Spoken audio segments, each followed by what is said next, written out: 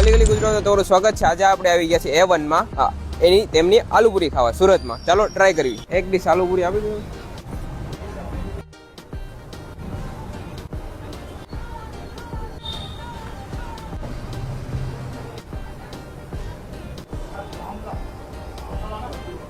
એની સાથે રેડ ચટણી આવે છે અને બે પ્રકારના સોસ આવે છે.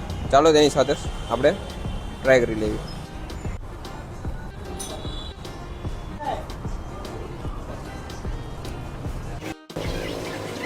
સ્પાઇસી છે ફૂલ, એકદમ ટેંગી ટેસ્ટ છે.